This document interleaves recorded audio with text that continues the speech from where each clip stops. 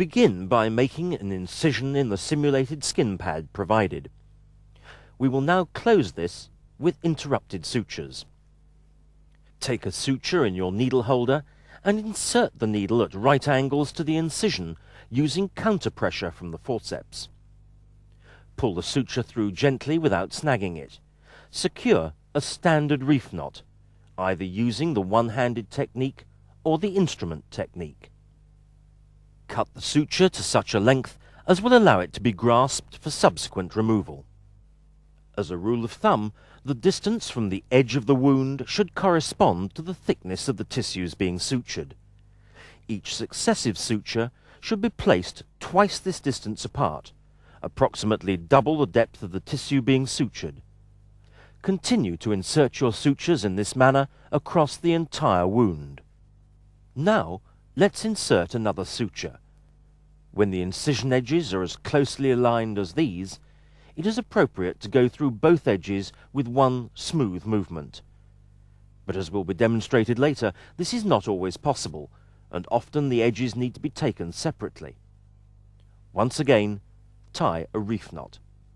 When inserting sutures, adopt a 1-2-3 technique. 1, 2, 3. Once again, tie your knot, making sure that it lies correctly without any tension. Once the wound is closed, ensure that none of the knots lie over the suture line. There may be two types of wound you will be required to close. One, a linear wound, as you see here, the other, an elliptical wound. If you have to make an elliptical wound, try and ensure that the length of the ellipse is at least 3 times its width.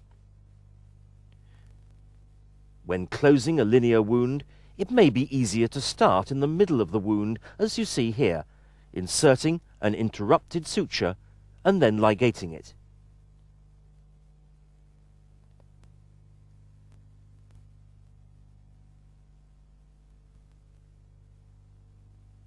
Remember, with these simulated pads, the tissue is often very springy, more so than normal skin. Make allowance for this during your exercises. Once the initial suture has been placed, it is then easy to halve the remainder of the incision each side to continue to close it. Therefore, insert one suture halfway along the remainder of one end of the incision and ligate this. Then, having completed that suture, again halve the remaining wound and continue as shown.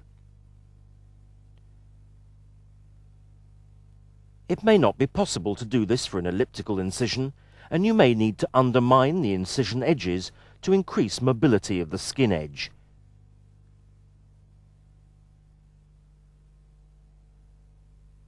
In this situation, it is not practical to start in the middle of the wound, as such a suture will be under too much tension and therefore inaccurate.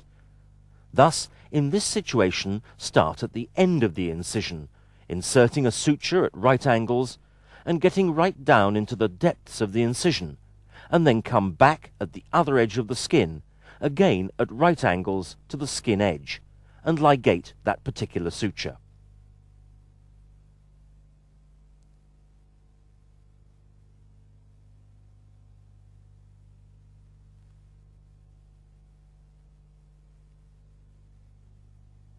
You can then proceed to the other end of the incision, and in a similar manner insert the suture at right angles into the depth of the wound, and then out again at right angles onto the other edge of the incision, and tie a standard reef knot.